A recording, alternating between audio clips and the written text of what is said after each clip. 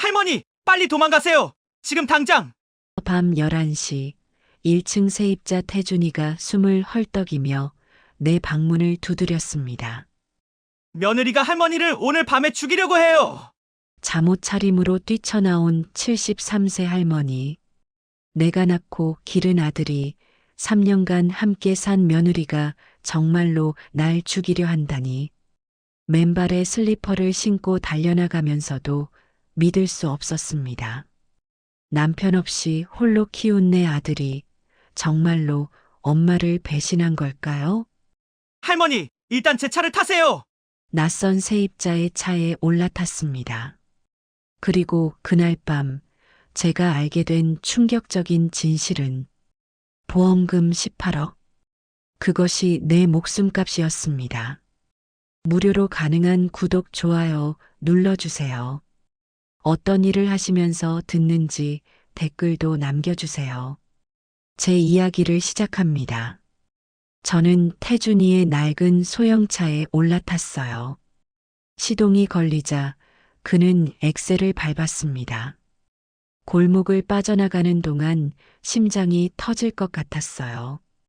도대체 무슨 일이 벌어지고 있는 걸까요? 내 며느리가, 내 아들이 정말로 나를 해치려 한다는 게 믿기지 않았습니다. 차는 도심 외곽의 작은 모텔로 향했어요. 새벽빛 모텔이라는 간판이 희미하게 빛나고 있었죠. 태준이가 말했습니다.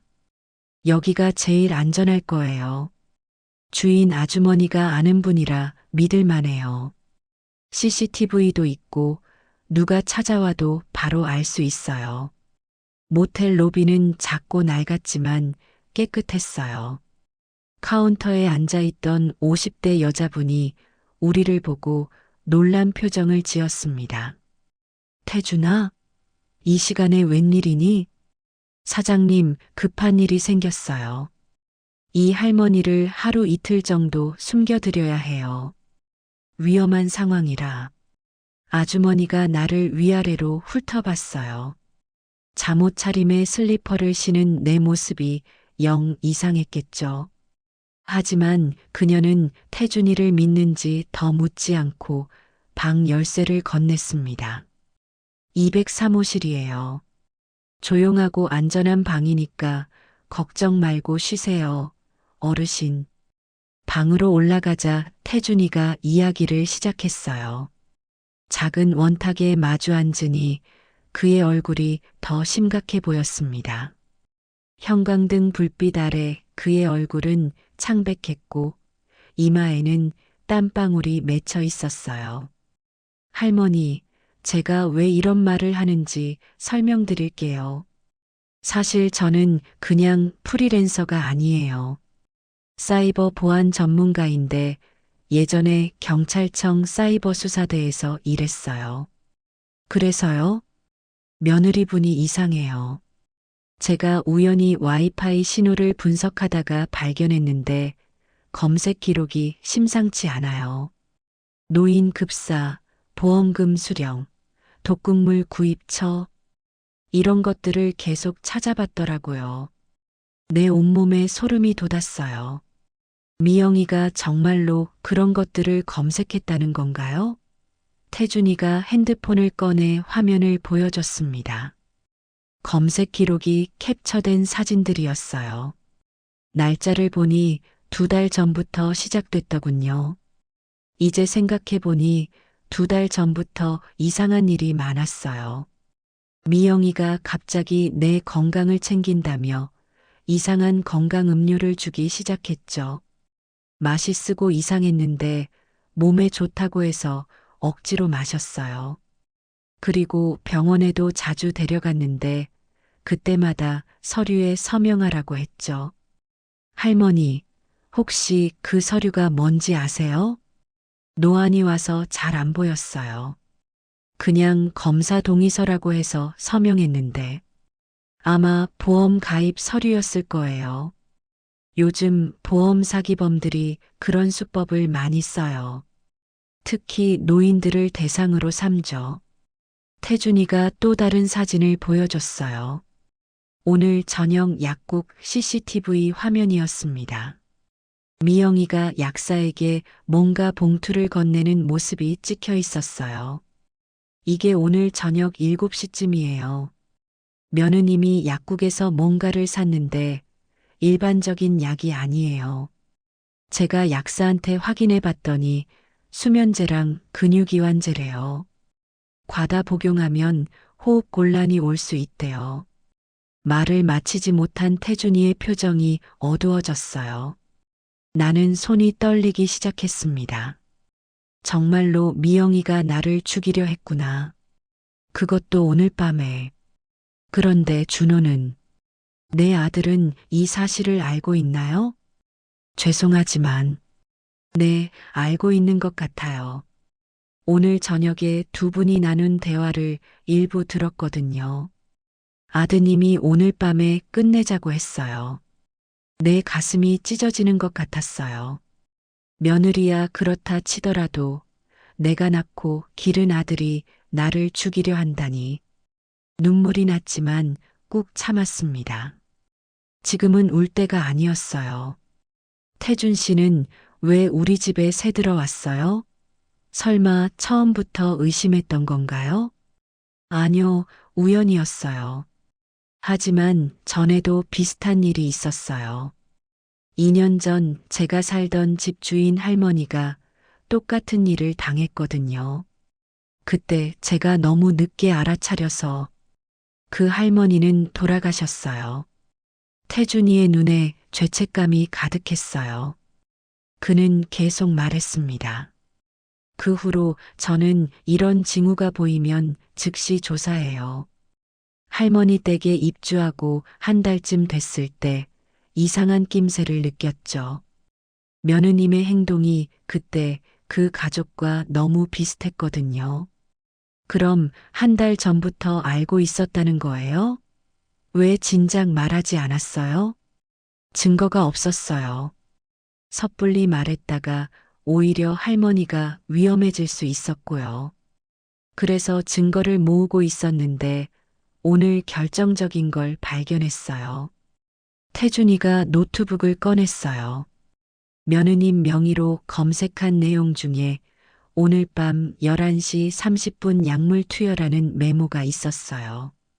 그리고 내일 아침 병원 예약도 되어 있더군요.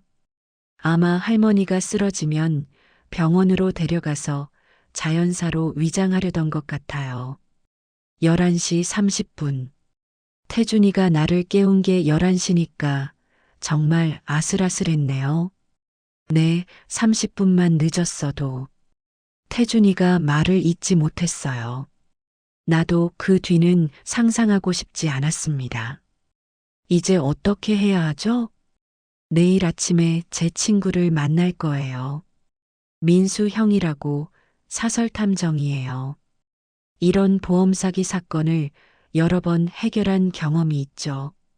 증거를 확실하게 잡아서 경찰에 넘길 겁니다. 그럼 나는요? 할머니는 당분간 여기 계세요. 절대 밖에 나가시면 안 돼요. 혹시라도 며느님이나 아드님이 찾아올 수 있으니까요. 알았어요. 그런데 태준 씨, 왜 이렇게까지 도와주는 거예요? 태준이가 잠시 망설이다가 말했어요. 제 할머니가 생각나서요. 할머니도 73세셨거든요. 돌아가신 지 3년 됐는데 제가 좀 더 잘해드린 걸 후회가 많이 남아요. 그리고 누군가는 막아야 하잖아요. 이런 나쁜 일은. 고마워요. 정말 고마워요. 내일 아침에 다시 올게요. 이 핸드폰 가지고 계세요. 제 번호만 저장되어 있어요. 위험하면 바로 전화하세요. 태준이가 떠나고 혼자 남았어요. 모텔 방은 작았지만 깨끗했습니다. 침대에 앉아 창밖을 바라봤어요. 가로등 불빛이 희미하게 들어왔고 가끔 차가 지나가는 소리가 들렸죠. 2달 전 미영이가 처음 건강음료를 권했던 날이 떠올랐어요. 그때는 정말 날 걱정해서 그러는 줄 알았는데 준호가 엄마 건강 좀 챙기라고 아내를 다그치던 모습도 생각났죠. 그게 다 연기였다니. 아침 7시 모텔 방에 전화벨이 울렸어요. 할머니, 저 태준이에요. 지금 올라가도 될까요? 들어와요. 문이 열리고 태준이가 들어왔습니다.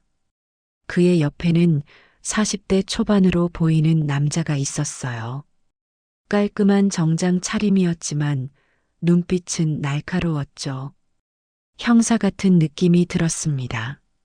할머니, 이분이 제가 말씀드린 민수 형이에요. 사설 탐정이시고 이런 사건 전문가예요. 민수가 정중하게 인사했어요. 그의 손은 크고 단단했습니다. 믿음직스러운 느낌이 들었죠. 어르신, 많이 놀라셨죠? 일단 상황을 정확히 파악해야 합니다. 어제까지 있었던 일을 자세히 말씀해 주세요. 나는 2달 전부터 있었던 일들을 차근차근 설명했어요. 미영이가 갑자기 건강음료를 권하기 시작한 것, 병원에 자주 데려간 것, 서류에 서명하게 한 것, 그리고 최근 들어 심해진 어지럼증까지 민수는 수첩에 꼼꼼히 적으며 들었습니다. 전형적인 보험 사기 수법이네요. 어르신, 혹시 보험 증서나 병원 서류 같은 거 가지고 계신가요? 아니요, 다 집에 있어요. 미영이가 관리한다고 가져갔거든요. 그럼 집에 가서 찾아야겠네요.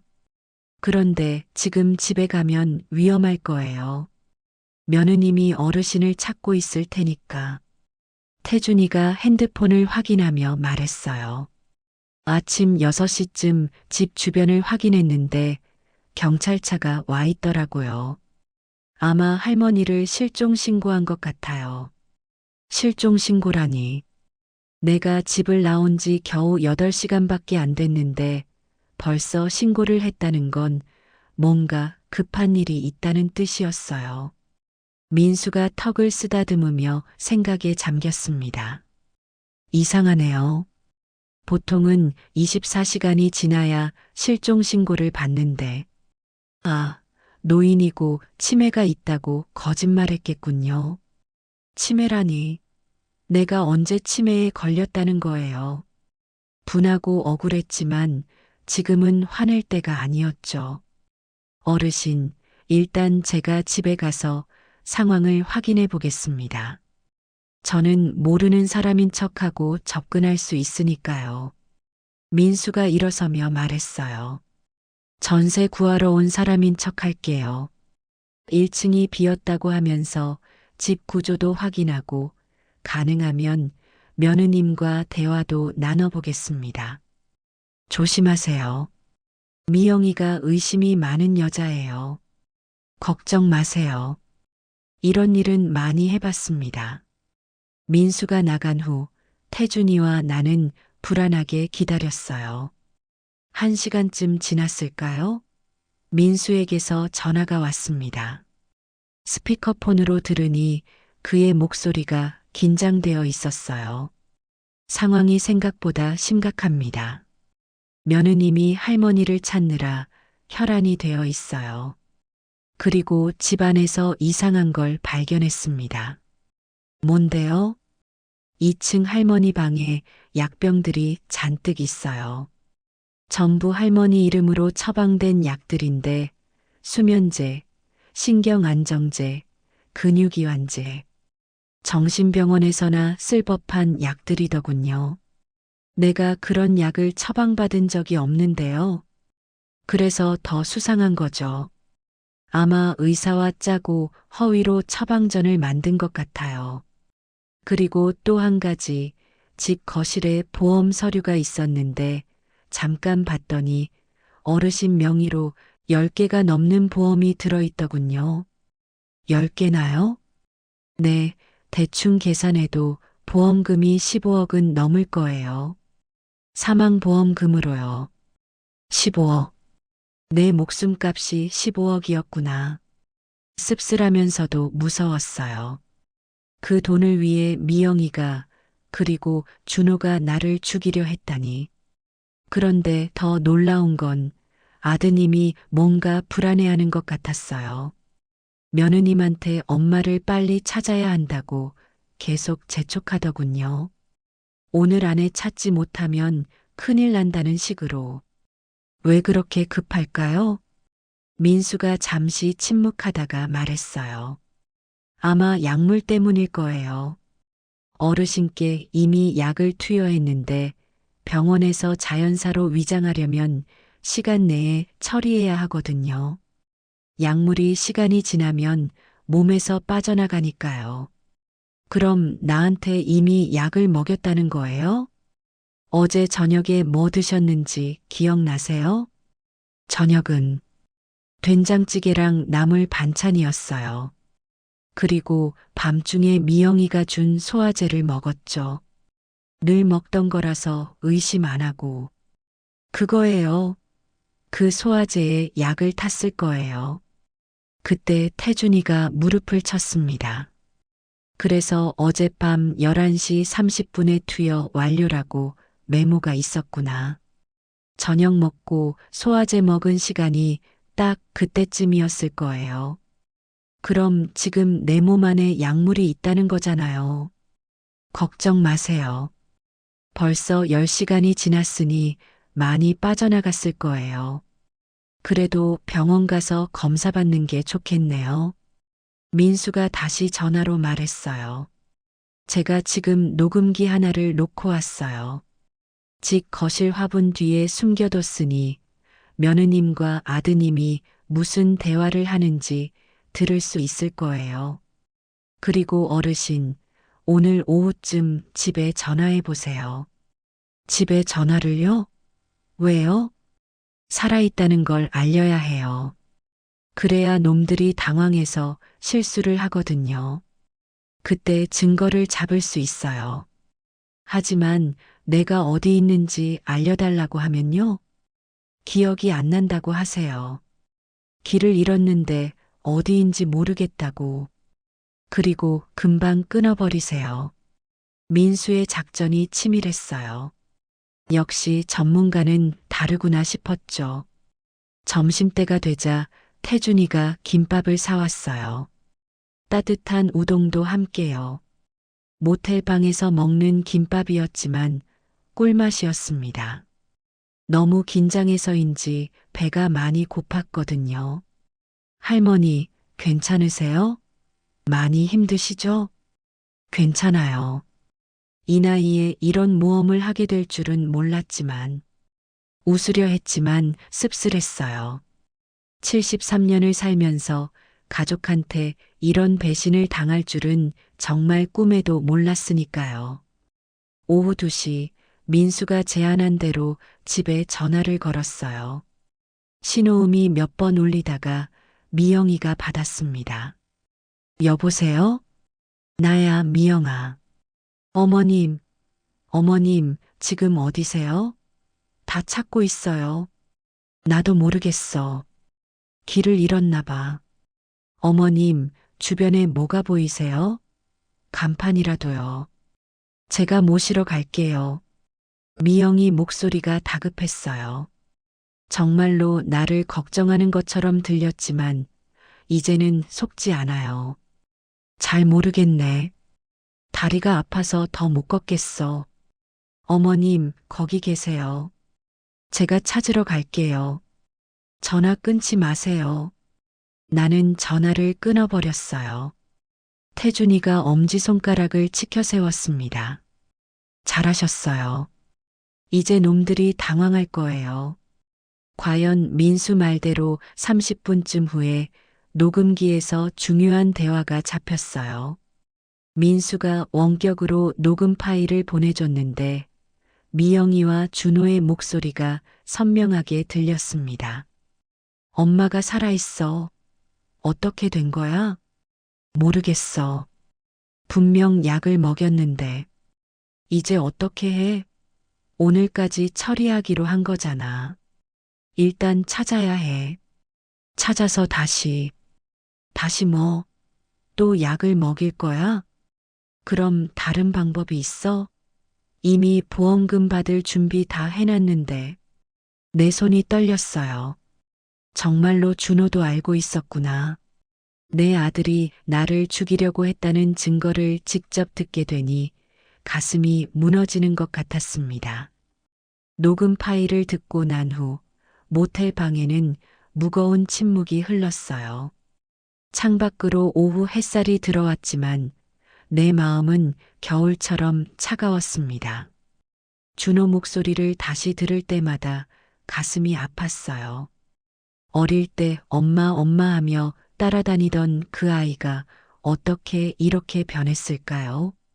할머니, 이제 확실한 증거가 생겼어요. 이걸로 경찰에 신고할 수 있습니다. 태준이가 조심스럽게 말했지만 나는 고개를 저었어요. 아직이에요. 좀 더 확실한 증거가 필요해요. 저 녹음만으로는 놈들이 빠져나갈 구멍이 있을 거예요. 그때 민수가 전화를 걸어왔습니다. 스피커폰으로 들으니 그의 목소리가 흥분되어 있었어요. 대박이에요. 방금 며느님이 누군가와 통화하는 걸 녹음했는데 의사인 것 같아요. 처방전을 더 만들어 달라고 부탁하더군요. 의사 이름은 나왔나요? 김 원장이라고 불렀어요. 아마 동네 의원 김 원장인 것 같은데 제가 확인해 보겠습니다.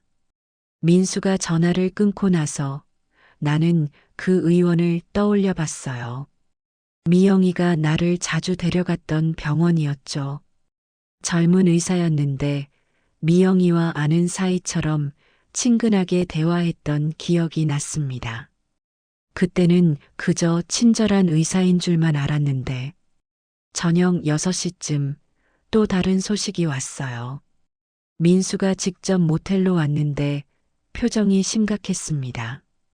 손에는 서류 뭉치를 들고 있었어요. 어르신, 이거 보세요. 제가 지인을 통해 보험회사에서 확인한 건데 어르신 명의로 든 보험이 12개예요. 총 보험금이 18억이 넘습니다. 18억이요? 네, 그런데 더 놀라운 건 가입 날짜예요. 전부 최근 6개월 안에 가입됐어요. 그것도 각각 다른 보험회사로 쪼개서요. 한 회사에서 여러 개 들면 의심받으니까 일부러 나눈 거죠. 서류를 하나하나 넘겨보니 정말이었어요. 내 이름과 주민번호가 적혀 있었지만 서명은 내 글씨가 아니었습니다. 미영이가 위조한 거였어요. 그리고 이것 좀 보세요. 병원 진료 기록인데 어르신이 치매 초기 진단을 받았다고 되어 있어요. 치매라니, 나는 멀쩡한데. 그래서 더 악질인 거죠. 치매 진단이 있으면 자연사로 위장하기 쉬우니까요. 치매 환자가 실종됐다가 사망하는 경우가 종종 있거든요. 태준이가 주먹을 불끈 쥐었어요. 그의 얼굴이 붉어져 있었죠. 정말 나쁜 놈들이네요. 어떻게 가족한테 이런 짓을 할 수가 있죠? 그때 내 머릿속에 번뜩 떠오른 생각이 있었어요. 민수 씨, 혹시 미영이 과거를 조사할 수 있나요? 그 여자가 준호를 만나기 전에 뭘 했는지. 물론이죠. 제가 한번 파보겠습니다. 신상조사는 제 전문이니까요. 민수가 노트북을 꺼내 뭔가를 검색하기 시작했어요. 10분쯤 지났을까요? 그의 표정이 점점 굳어졌습니다. 이거 대단한 걸 발견했어요. 뭔데요? 김미영, 38세, 전남 순천 출신. 그런데 이 여자 결혼이 이번이 처음이 아니에요. 5년 전에 박모 씨라는 남자와 결혼했다가 2년 만에 남편이 사망했네요. 어떻게 죽었는데요? 교통사고라고 나와 있는데. 잠깐만요. 보험금 지급 기록을 확인해 보니 역시나 5억짜리 보험금을 받았네요. 그럼 미영이가 전에도 이런 짓을 했다는 거예요? 그런 것 같아요. 그런데 더 있어요. 7년 전에는 정모 씨와 동거했는데 이 남자도 급성 심장마비로 죽었네요. 보험금 3억을 받았고요. 연쇄살인범이었구나. 미영이는 처음부터 보험금을 노리고 남자들에게 접근했던 거예요. 그리고 이번엔 남편뿐 아니라 시어머니까지 노린 거고. 이 정도면 경찰이 수사할 만한데요. 당장 신고합시다. 민수가 핸드폰을 들었지만 나는 그를 막았어요. 잠깐, 아직이에요. 놈들이 빠져나갈 구멍을 완전히 막아야 해요. 그리고 준호가 정말 다 알고 있었는지 확인하고 싶어요. 어머님, 그 아이가 내 아들이에요. 미영이한테 속았을 수도 있잖아요. 마지막으로 한 번만 더 확인하고 싶어요. 태준이와 민수가 서로를 바라봤어요. 두 사람 다 내 마음을 이해하는 것 같았죠. 그럼 어떻게 확인하실 건가요? 내가 직접 만나야 해요. 준호를 따로 만나서 물어볼 거예요. 위험해요. 절대 안 됩니다. 태준이가 펄쩍 뛰었지만 내 결심은 확고했어요. 공개된 장소에서 만날 거예요. 카페나 식당 같은 곳에서. 거기서는 함부로 못하겠죠. 그때 민수가 한 가지 제안을 했어요. 그럼 이렇게 하죠.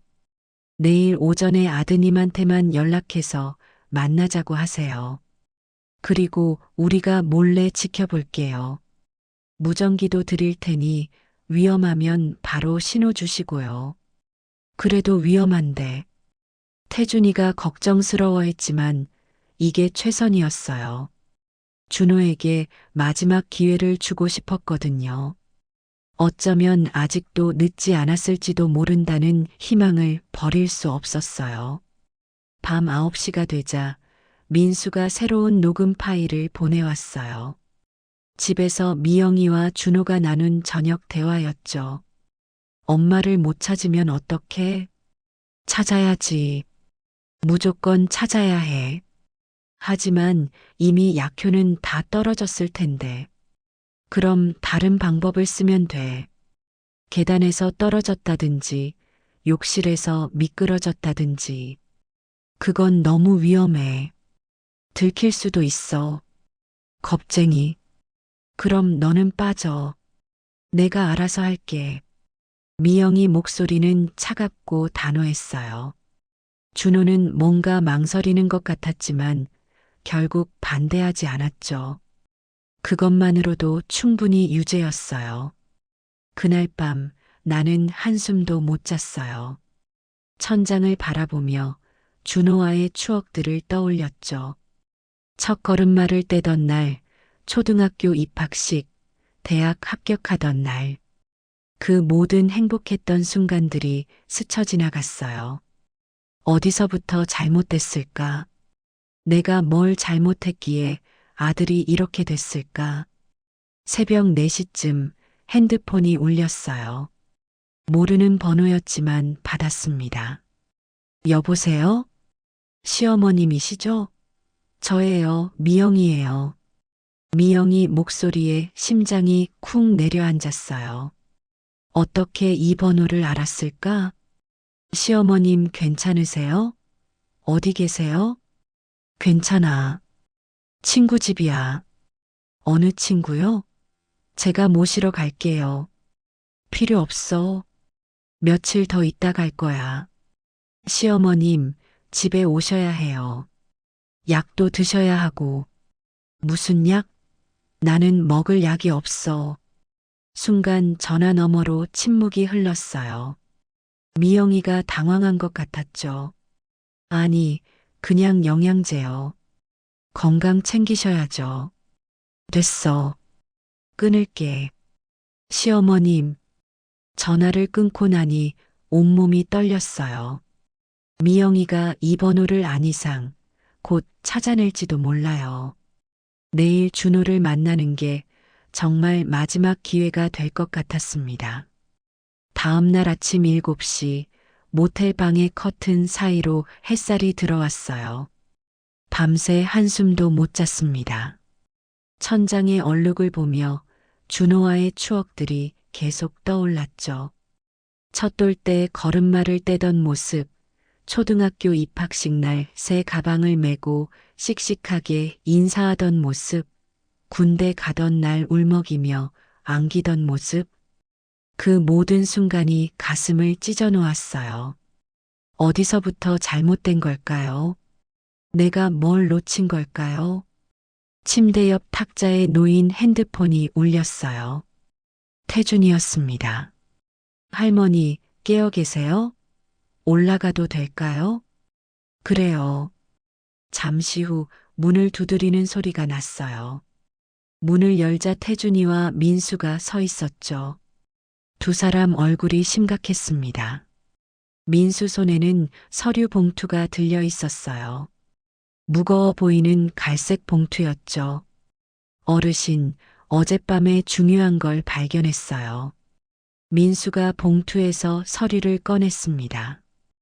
은행 거래 내역서와 사진들이었어요. 사진 속에는 미영이와 낯선 남자가 찍혀 있었죠. 카페에서 무언가를 주고받는 모습이었습니다. 이 남자가 누구죠? 김원준이라는 의사예요. 의원 원장이죠. 며느님이 어르신을 데려갔던 바로 그 병원입니다. 아, 그 젊은 의사. 미영이랑 아는 사이 같더라니. 민수가 다른 사진을 보여줬어요.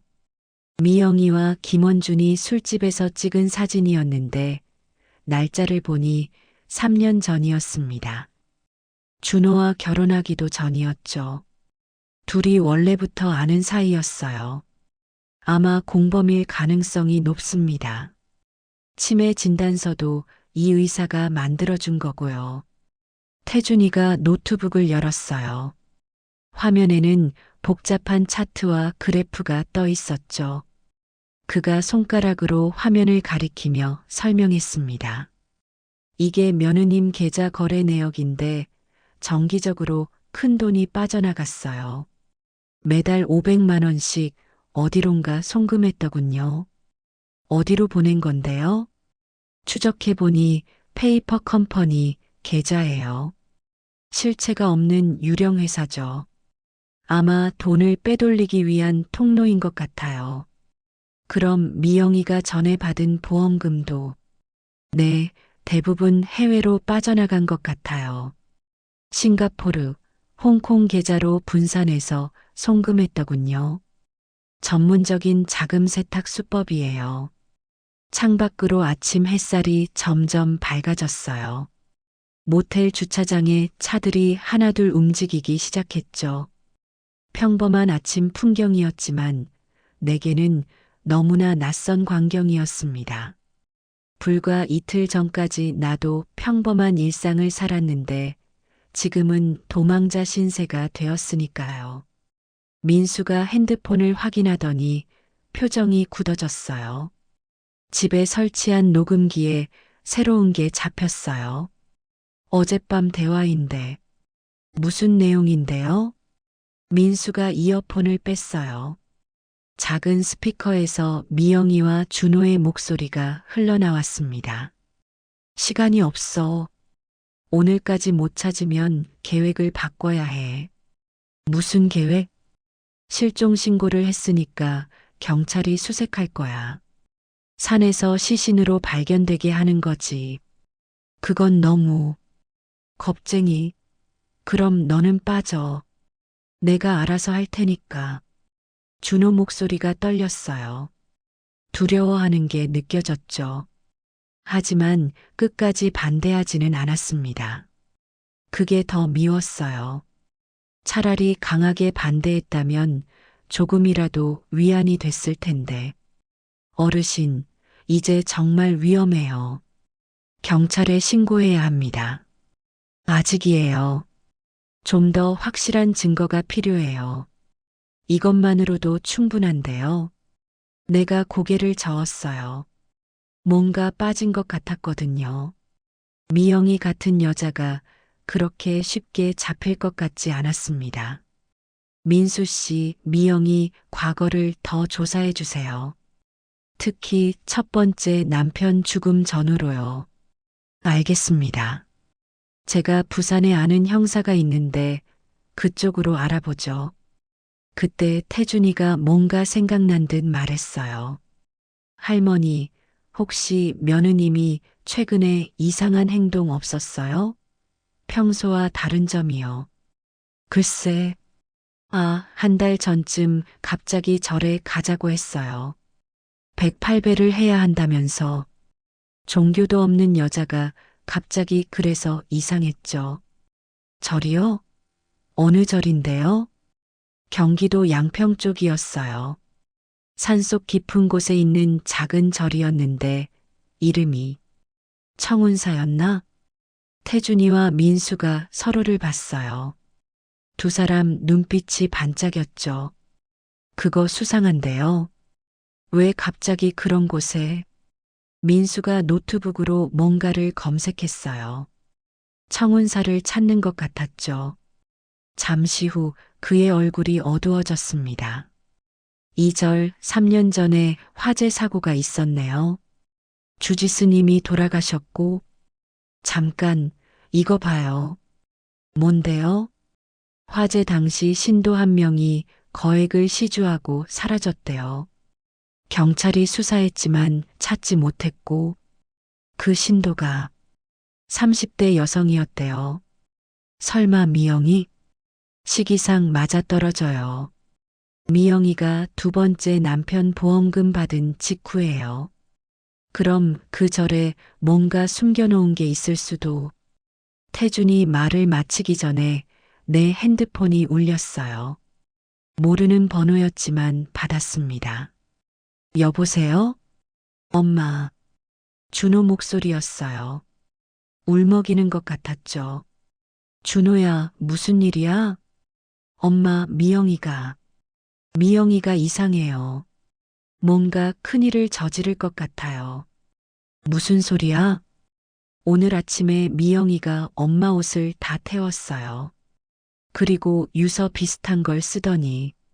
엄마, 정말 무서워요. 유서를? 내 이름으로? 네. 그리고 아까 전화 통화하는 걸 들었는데 오늘 밤에 끝낸다고. 산에 묻는다고 그랬어요. 내 손이 떨렸어요. 미영이가 정말로 날 죽이고 시체를 만들려는 거였어요. 준호 목소리가 계속 들렸습니다. 엄마, 제가 잘못했어요. 정말 잘못했어요. 이렇게 될 줄 몰랐어요. 처음엔 그냥 돈만 받으면 된다고 했는데. 준호야, 너 정말로 몰랐어? 처음엔 정말 몰랐어요. 그냥 엄마가 치매인 척하면 된다고 했어요. 그런데 점점 이상해졌어요. 미영이가 무서워요. 저도 죽일 것 같아요. 너도? 미영이가 저한테도 보험을 들었어요. 제 동의 없이.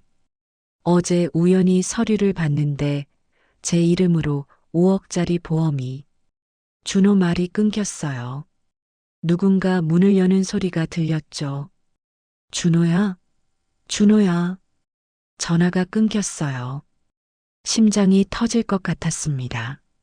미영이가 준호까지 해치려 한다니. 아무리 못난 아들이지만 그래도 내 자식인데. 태준 씨, 민수 씨, 지금 당장 우리 집으로 가야 해요. 위험해요.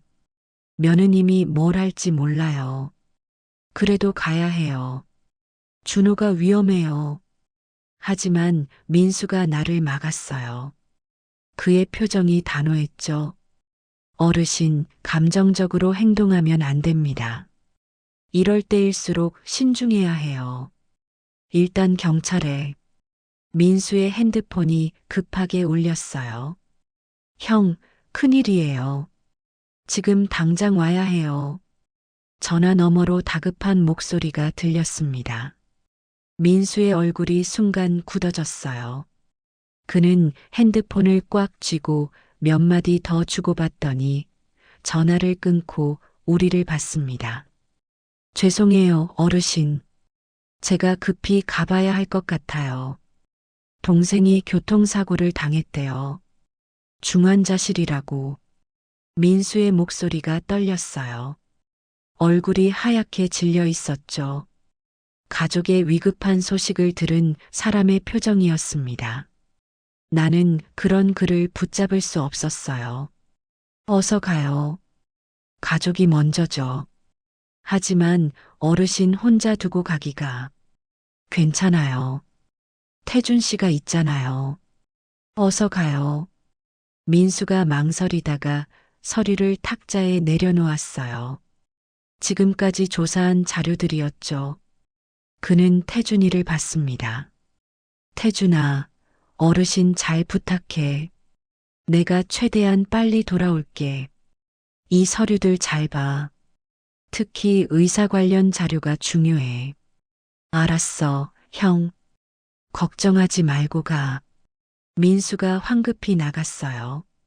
문이 닫히는 소리가 무겁게 울렸습니다. 방 안에는 나와 태준이만 남았죠. 창밖으로 민수의 차가 급하게 빠져나가는 게 보였어요. 그때 태준이의 핸드폰도 울렸습니다. 화면을 보니 엄마라고 떠 있었어요. 네, 엄마. 왜? 태준이 얼굴이 점점 어두워졌어요. 수화기 너머로 울먹이는 여자 목소리가 희미하게 들렸습니다. 태준이는 손으로 이마를 짚으며 깊은 한숨을 쉬었어요. 아빠가 쓰러지셨다고? 지금 응급실이야? 내 가슴이 철렁 내려앉았어요. 설마 태준이까지 가야 하는 건 아니겠지.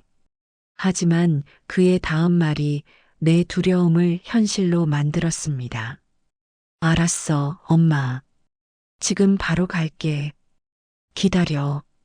전화를 끊은 태준이가 나를 봤어요. 미안함과 걱정이 가득한 눈빛이었죠. 그는 말을 꺼내기 힘들어했습니다. 할머니, 죄송해요. 저도 가봐야 할 것 같아요. 아버지가 뇌출혈로 쓰러지셨대요. 아니, 이게 무슨... 두 사람이 동시에 가족 응급 상황이라니. 너무 이상했어요. 우연이라기엔 너무 시기가 묘했죠. 하지만 태준이의 걱정스러운 표정을 보니 거짓말은 아닌 것 같았습니다. 그래요, 어서 가요. 부모님이 위급한데 여기 있을 수 없죠. 하지만 할머니 혼자 두고 가기가. 며느님이 찾아올 수도 있는데. 태준이는 주머니에서 무언가를 꺼냈어요. 작은 호신용 스프레이와 호루라기였습니다. 그리고 명함 하나를 건넸어요. 이거 가지고 계세요. 위험하면 호루라기 불고 정급하면 스프레이 쓰세요. 그리고 이 명함에 있는 번호로 전화하세요. 제 선배인데 근처에 살아요. 제가 부탁해 놓을게요. 고마워요. 어서 가요. 늦기 전에. 태준이가 나간 후 모텔 방은 갑자기 너무 조용해졌어요. 벽시계 초침 소리만 똑딱거렸죠. 오후 3시. 창밖으로는 평화로운 일상이 흘러가고 있었지만 내 상황은 전혀 평화롭지 않았습니다. 혼자 앉아 있으니 온갖 생각이 들었어요. 정말 우연일까? 아니면 미영이가 뭔가 조작한 걸까? 하지만 어떻게 두 사람의 가족에게 동시에 사고가 일어나게 할 수 있을까요? 그건 불가능한 일이었죠. 탁자 위에 민수가 놓고 간 서류를 펼쳤어요. 미영이의 과거 기록들이었습니다. 첫 번째 남편부터 차례로 정리되어 있었어요. 읽으면 읽을수록 소름이 돋았습니다. 모든 남편이 결혼 후 1, 2년 안에 죽었고 전부 거액의 보험금이 걸려 있었죠. 그때 핸드폰이 울렸어요. 준호였습니다. 엄마, 저예요. 엄마 괜찮으세요? 준호 목소리가 작고 떨렸어요. 뭔가 숨어서 전화하는 것 같았죠. 나는 괜찮아. 너는 어때? 아까 전화 끊긴 후로 걱정했어. 미영이가 들어와서. 엄마, 미영이가 오늘 밤 뭔가 하려는 것 같아요. 아까 큰 가방에 뭘 넣는 걸 봤는데 삽이랑 비닐이었어요. 삽이라고? 네. 그리고 방금 전에 이상한 전화를 받더니 기분 좋아하면서 혼잣말을 했어요. 이제 방해꾼들이 사라졌네라고. 방해꾼들? 내 머릿속에서 퍼즐이 맞춰졌어요. 태준이와 민수의 가족 응급 상황. 그게 정말 우연이 아니었구나. 미영이가 뭔가 한 거였어요. 어떻게 했는지는 모르지만. 준호야, 너 지금 어디야? 집이에요. 미영이는 잠깐 나갔어요. 엄마, 무서워요. 저도 죽을 것 같아요. 지금 당장 집에서 나와. 경찰서로 가. 못해요. 미영이가 저를 감시하고 있어요. 밖에 누군가 있는 것 같아요. 그럼 일단 방에 숨어 있어. 내가 뭔가 방법을 찾아볼게. 전화를 끊고 나니 손이 떨렸어요. 이제 정말 혼자였습니다. 도와줄 사람도 없고 의지할 곳도 없었죠. 하지만 이대로 있을 수는 없었어요. 준호가 위험하고 나도 위험했으니까. 창밖을 봤어요. 해가 기울기 시작했고 하늘이 붉게 물들고 있었죠. 저녁이 되면 미영이가 움직일 거예요.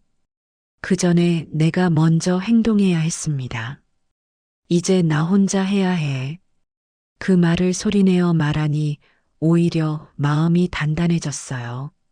73년을 살면서 혼자 힘으로 해결한 일이 얼마나 많았던가요? 남편 없이 아이 키웠고, 식당도 혼자 운영했고, 집도 혼자 지켰습니다. 이번에도 할 수 있을 거예요. 아니, 해야만 했죠. 민수가 남긴 서류를 다시 봤어요. 그 중에 김원준 의사 관련 자료가 있었습니다. 병원 주소, 전화번호, 그리고 의사 면허 정보까지. 문득 한 가지 생각이 떠올랐어요. 위험하지만 시도해 볼 만한 방법이었죠. 핸드폰으로 의원에 전화를 걸었어요. 신호음이 몇 번 울리고 간호사가 받았습니다. 의원입니다. 김원준 원장님과 통화하고 싶은데요. 어떤 일로 전화하셨는지. 미영이 일로요. 김미영 씨요. 급한 일이에요. 잠시만요. 기다리는 동안 심장이 빠르게 뛰었어요. 과연 이 방법이 통할까? 잠시 후 남자 목소리가 들렸습니다. 네, 김원준입니다. 원장님, 저는 미영이 시어머니예요. 순간 전화 너머로 침묵이 흘렀어요. 그의 당황이 느껴졌죠. 무슨 일이신지. 다 알고 있어요. 당신이 미영이와 짜고 가짜 진단서 만든 것도, 처방전 조작한 것도 다 증거 있어요. 그게 무슨. 오늘 저녁 7시까지 경찰서로 자수하세요. 안 그러면 제가 직접 신고할 거예요. 당신 의사 면허 박탈당하고 싶어요? 전화를 끊어버렸어요. 이제 첫 번째 돌은 던졌습니다. 김원준이 흔들리면 미영이도 당황할 거예요. 그 틈을 노려야 했죠. 모텔 방의 벽시계가 오후 5시를 가리켰어요. 창밖의 하늘이 점점 어두워지고 있었습니다.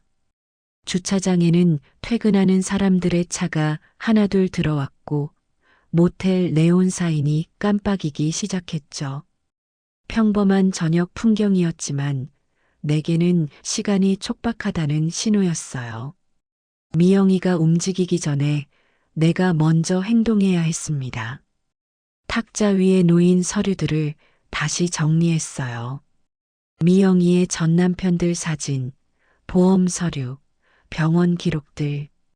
하나하나 차분히 읽어보니 패턴이 보였습니다.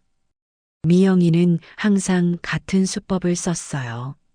먼저 믿음을 주고 보험을 들고 서서히 약을 먹이고 마지막엔 사고로 위장하는 것.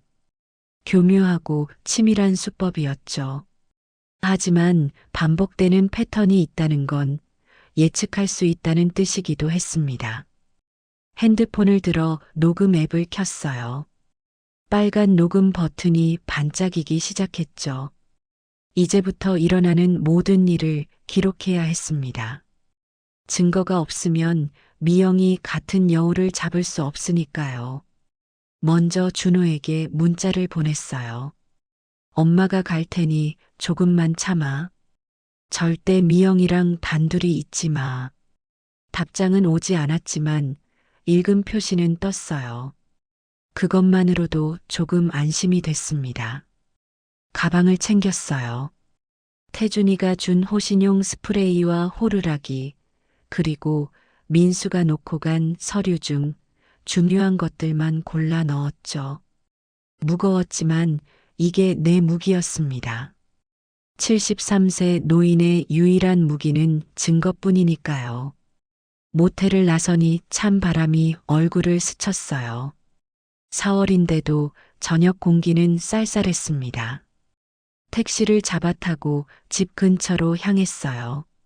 하지만 집 앞에서 바로 내리지 않고 2블록 떨어진 곳에서 내렸습니다. 혹시 미영이가 감시하고 있을지도 모르니까요. 골목길을 천천히 걸었어요. 낡은 담장과 좁은 길이 이렇게 무서운 곳이었나 싶었습니다. 평생 살던 동네인데 낯설게 느껴졌어요. 가로등 불빛이 희미하게 비추는 길을 따라 조심조심 걸었습니다. 구멍가게 앞을 지나고 세탁소를 지나고 미용실을 지나면서 주변을 살폈어요. 수상한 사람은 보이지 않았습니다. 집 앞 전봇대 뒤에 숨어서 2층을 올려다봤어요. 우리 집 창문에 불이 켜져 있었고 그림자가 움직이는 게 보였습니다. 미영이인지 준호인지는 알 수 없었지만 누군가 있는 건 확실했어요. 1층 태준이 방을 봤어요. 어두웠습니다. 아직 병원에서 못 돌아온 모양이었죠. 정말로 아버지가 위독한 건지 아니면 미영이가 뭔가 조작한 건지 알 수 없었지만 지금은 혼자 힘으로 해결해야 했습니다. 핸드폰이 진동했어요. 김원준 의사였습니다. 전화를 받으니 떨리는 목소리가 들렸어요. 할머니, 우리 만나서 얘기해요. 오해가 있는 것 같은데. 오해는 무슨 오해요? 다 알고 있다니까요. 제발 한 번만 만나주세요. 설명할 게 있어요. 미영 씨에 대해 할머니가 모르는 게 있어요. 뭔데요? 전화로는 못해요. 직접 만나서 얘기해야 해요. 30분만 시간을 주세요. 병원으로 오시면. 병원은 안 가요. 당신들 속으로 왜 가요? 그럼 할머니가 장소를 정하세요. 어디든 갈게요. 나는 잠시 생각했어요. 이 남자를 만나는 게 함정일 수도 있지만 뭔가 알아낼 수 있을지도 몰랐습니다. 미영이의 약점을 찾을 기회일 수도 있었어요. 시청 앞 공원이요. 30분 후에. 알겠습니다. 꼭 갈게요. 전화를 끊고 다시 집을 봤어요. 2층 창문이 열리더니 미영이가 고개를 내밀었습니다. 전화 통화하는 게 보였어요. 표정은 잘 안 보였지만 손짓이 격해 보였죠. 화가 난 것 같았습니다. 아마 김원준한테서 연락을 받은 모양이었어요. 공원으로 가는 길에 편의점에 들렀어요. 생수를 하나 사면서 주변을 살폈죠. 혹시 누가 따라오는지 확인하려고요. 다행히 아무도 없었습니다. 계산하는 알바생이 이상하게 쳐다봤지만 신경 쓰지 않았어요. 공원 벤치에 앉아 기다렸어요. 가로등 바로 밑이라 밝았고 주변에 산책하는 사람들도 있어서 비교적 안전했죠. 저녁 7시가 가까워지자 한 남자가 다가왔습니다. 김원준이었어요. 흰 와이셔츠에 검은 바지를 입은 그는 의사라기보다 평범한 회사원처럼 보였죠. 얼굴은 창백했고 이마에는 땀이 나 있었습니다. 할머니, 와주셔서 감사합니다. 그가 내 옆에 앉으려 했지만 나는 손으로 제지했어요. 거기 서서 얘기해요. 할 말만 빨리 하고 가세요. 네, 알겠습니다. 먼저 말씀드릴 게 있는데 저는 미영 씨와 공범이 아니에요. 그럼 뭔데요? 가짜 진단서는 왜 만들어준 거죠? 그건 협박당했어요. 미영 씨가 제 약점을 잡고 있어요. 무슨 약점? 김원준이 주변을 둘러보더니 목소리를 낮췄어요. 3년 전에 의료사고가 있었어요. 제 실수로 환자가 죽을 뻔했죠. 다행히 살았지만 그 과정을 미영 씨가 알고 있어요. 증거도 가지고 있고요. 그걸로 협박해서 그래서 가짜 진단서를 만들어준 거예요? 네. 하지만 할머니를 해치려는 줄은 정말 몰랐어요. 그저 보험금 타려는 줄만 알았지. 거짓말하지 마요. 다 알면서 도운 거잖아요. 김원준이 고개를 숙였어요. 부인하지 못했죠. 그는 주머니에서 봉투를 꺼냈습니다. 이게 뭐죠? 미영 씨가 저한테 준 돈 일부예요. 다 쓰지 않고 모아뒀어요. 이걸 드릴 테니 제발 신고는 돈으로 해결하려고요? 내가 그런 사람으로 보여요? 그때 내 핸드폰이 울렸어요.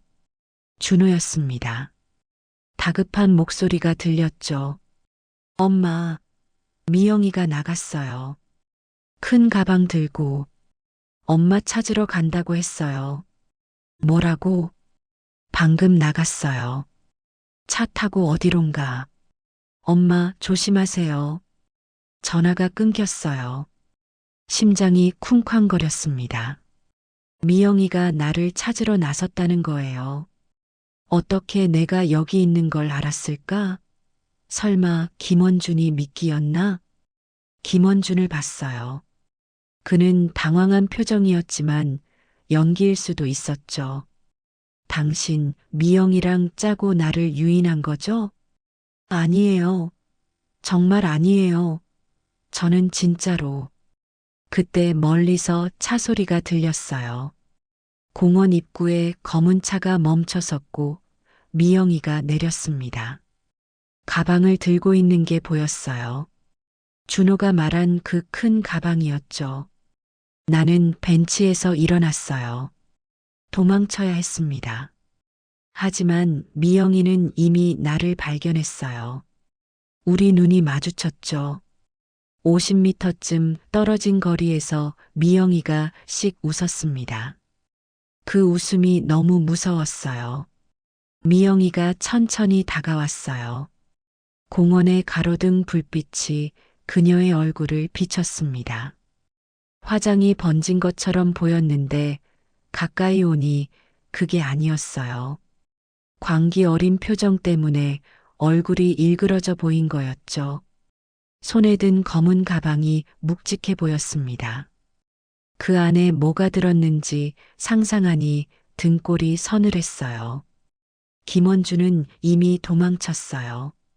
미영이를 보자마자 공원 반대편으로 뛰어갔죠. 비겁한 남자였습니다.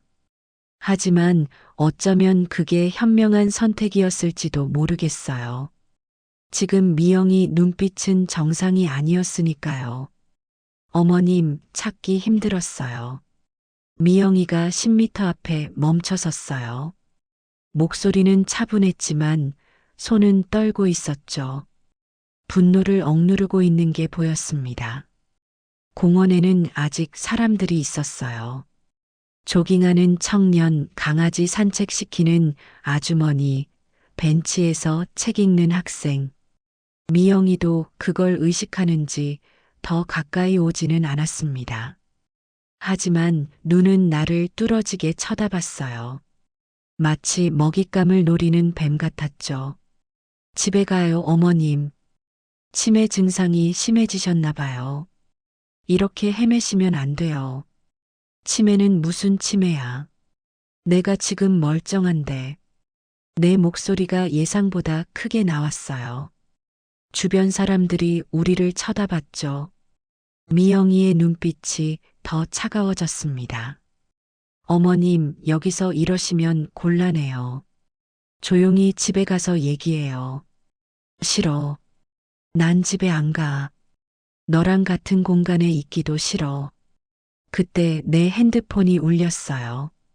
화면을 보니 녹음 앱이 계속 작동 중이었고 벌써 40분이 지나 있었죠. 이 모든 대화가 녹음되고 있다는 사실이 든든했습니다. 나는 일부러 핸드폰을 높이 들어 미영이가 보게 했어요. 다 녹음하고 있어. 내가 무슨 말을 하든 무슨 짓을 하든 다 증거로 남을 거야. 미영이의 얼굴이 굳어졌어요. 그녀도 이제 알았죠.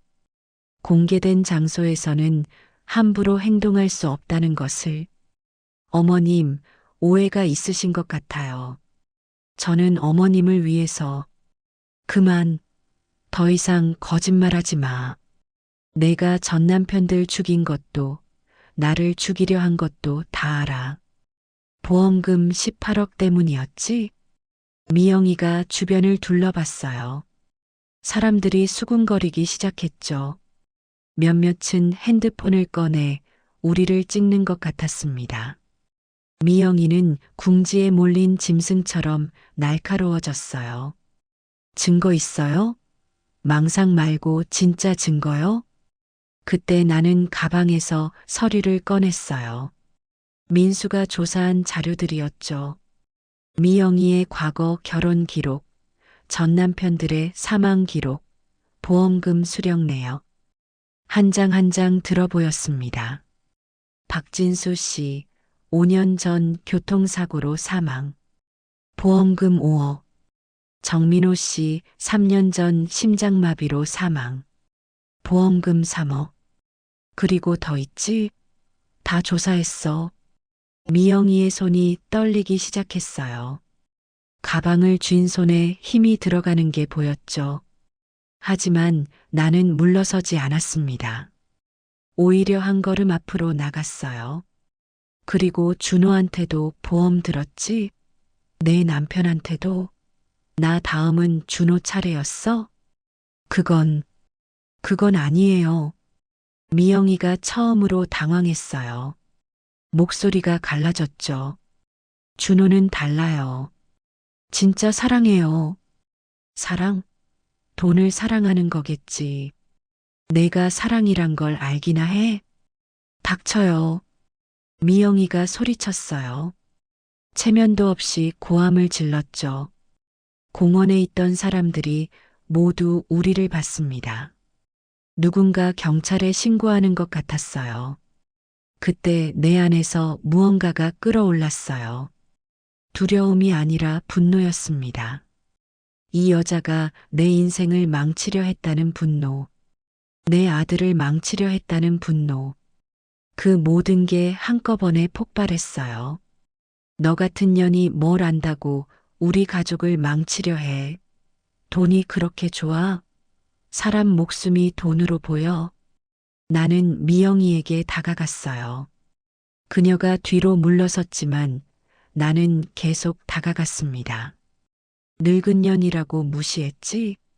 치매 걸린 할머니라고 얕봤지? 하지만 난 다 알고 있었어.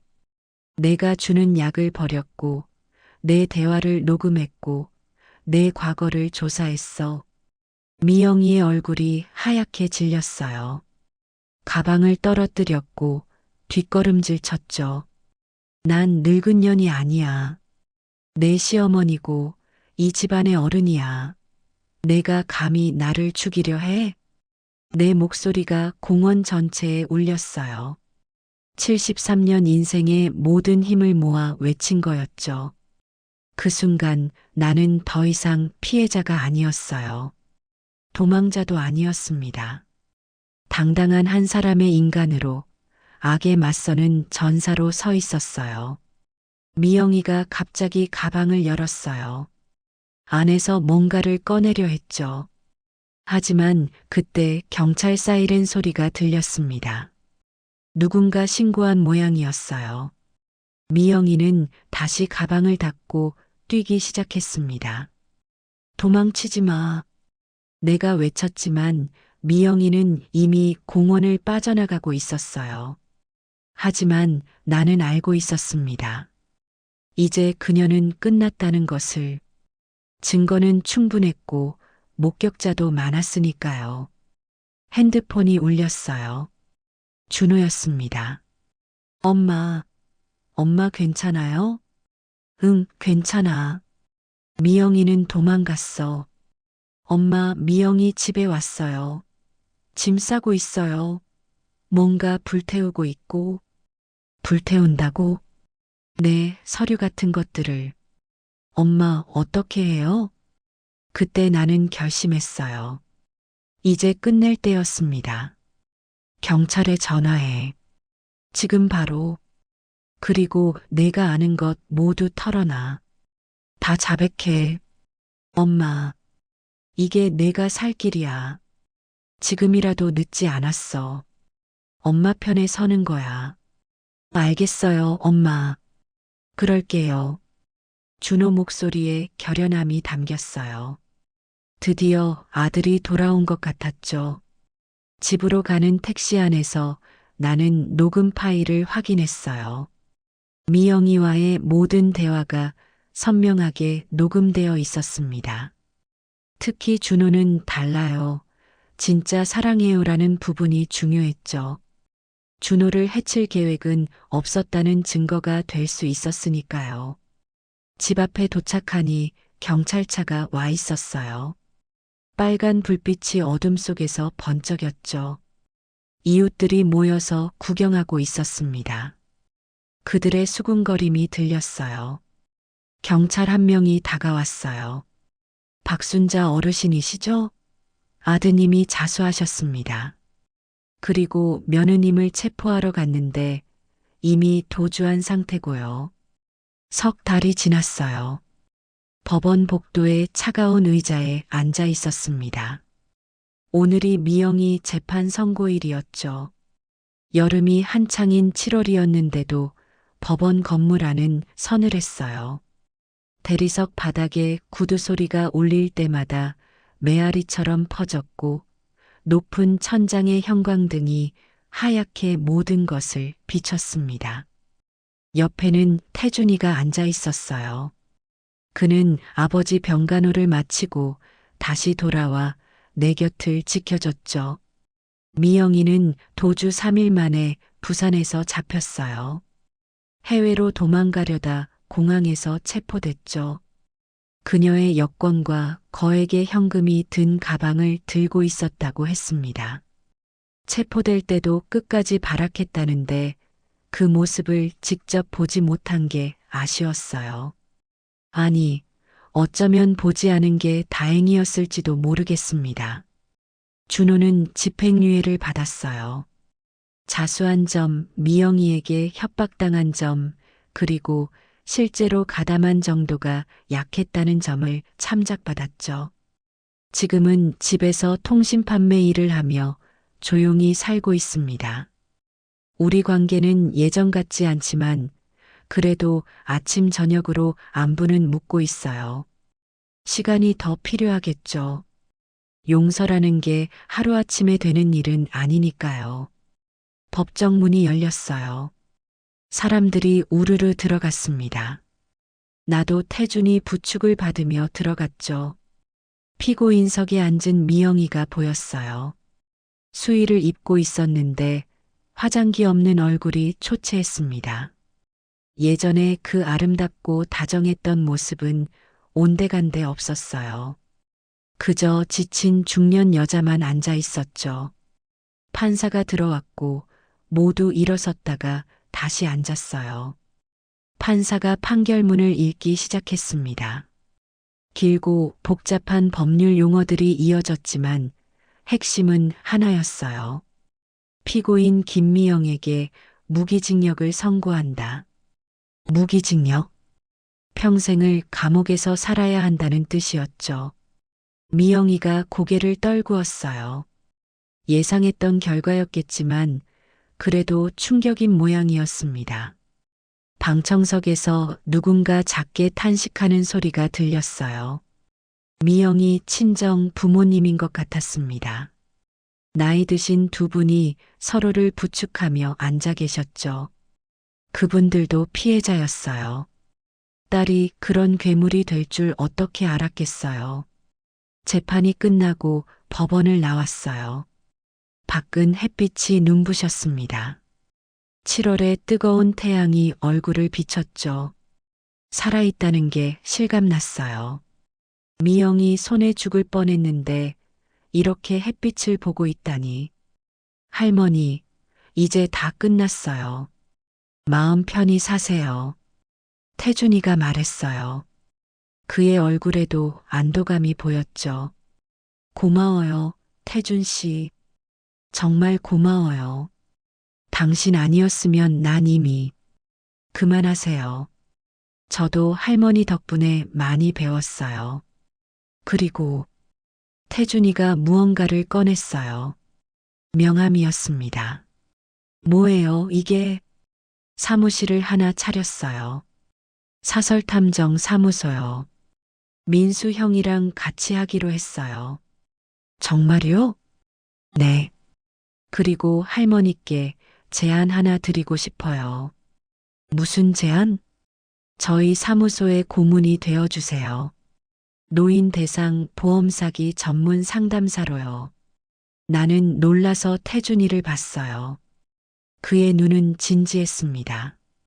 할머니처럼 직접 경험한 분이 도와주시면 많은 노인분들을 구할 수 있을 거예요. 급여도 드릴게요. 적지는 않을 거예요. 내가 무슨 도움이 되겠어요. 73살 늙은이가 아니라 전문가시죠. 이 분야에 살아있는 증인이자 전문가요. 나는 명함을 받아들었어요. 정의 사설탐정 사무소라고 적혀 있었고 아래에는 작게 노인 보험 사기 피해 전문 상담이라고 써 있었죠. 집으로 돌아오는 길에 시장에 들렀어요. 과일도 사고 반찬도 샀죠. 평범한 일상이 이렇게 소중한 줄 예전엔 몰랐습니다. 과일 가게 아주머니가 반갑게 인사했어요. 어머니, 텔레비전에서 봤어요. 대단하셨어요. 뭐가 대단해요. 그냥 살려고 발버둥 친 거죠. 그래도 용감하셨어요. 저희 어머니도 요즘 이상한 일이 있다고 하시는데 상담 좀 받고 싶다고 하시더라고요. 그래요? 언제든 연락하라고 하세요. 그렇게 입소문이 나기 시작했어요. 동네 할머니들, 시장 상인들, 다들 내게 조언을 구하기 시작했죠. 어느새 나는 탐정 할머니라는 별명을 얻었습니다. 집에 도착하니 준호가 현관 앞을 쓸고 있었어요. 나를 보자 멈칫했지만 작게 인사했죠. 엄마, 장 보고 오셨어요? 응. 저녁 같이 먹을래? 네. 네, 좋아요. 오랜만에 준호와 식탁에 마주 앉았어요. 된장찌개를 끓이고 계란말이를 부쳤죠. 미영이가 해주던 것과 똑같은 메뉴였지만 이제는 두렵지 않았습니다. 독이 들었을까 의심하지 않아도 되는 평범한 저녁 식사. 그게 얼마나 귀한 건지 이제야 알았어요. 엄마, 저 다시 시작하려고요. 처음부터 다시. 그래. 잘 생각했어. 작은 온라인 쇼핑몰을 시작할 거예요. 정직하게, 성실하게. 이번엔 제대로 해보려고요. 준호의 눈에 의지가 보였어요. 미영이 그늘에서 벗어나 제 길을 찾으려는 모습이 대견했죠. 아직 완전히 용서한 건 아니지만 그래도 희망은 있었습니다. 밤이 되어 일기를 썼어요. 73세에 새로운 직업을 갖게 되었다. 탐정 할머니이자 보험 사기 피해 상담사. 웃기는 일이지만 이상하게 설렌다. 앞으로 얼마나 많은 사람을 도울 수 있을까? 얼마나 많은 미영이 같은 악인을 막을 수 있을까? 남편도 보고 싶고 예전의 평온한 일상도 그립지만 지금의 나도 나쁘지 않다. 아니, 오히려 더 살아있는 것 같다. 목적이 있고 할 일이 있고 도울 사람이 있다. 이게 진짜 사는 거 아닐까? 미영이는 감옥에 있고 준호는 다시 시작하려 하고 나는 새로운 일을 시작한다. 모두가 제자리를 찾아가는 것 같다. 상처는 남았지만 그래도 삶은 계속된다. 오늘도 누군가 전화했다. 며느리가 수상하다고. 내일 만나기로 했다. 또 한 명의 생명을 구할 수 있을지도 모른다. 그것만으로도 살 이유는 충분하다. 펜을 놓고 창밖을 봤어요. 별이 빛나는 맑은 밤이었습니다. 1층에서는 태준이가 아직 불을 켜고 일하는 것 같았어요. 내일부터 그의 사무실에서 일하게 되겠죠. 73세의 새 출발. 두렵기도 하지만 기대도 됩니다. 침대에 누워 천장을 봤어요. 그리고 작게 중얼거렸죠. 여보, 잘 지켜봤지? 당신 아내, 이렇게 강한 사람이었어. 나도 몰랐는데 말이야. 그리고 눈을 감았어요. 내일은 또 어떤 사연이 기다리고 있을까? 어떤 사람을 만나게 될까? 피곤하지만 충만한 하루였습니다. 이제야 진짜 내 삶을 사는 것 같아요. 탐정 할머니 박순자. 그게 이제 내 이름입니다. 이 영상이 도움이 되셨다면 좋아요와 구독 부탁드립니다. 구독해야 매일 좋은 영상을 놓치지 않습니다.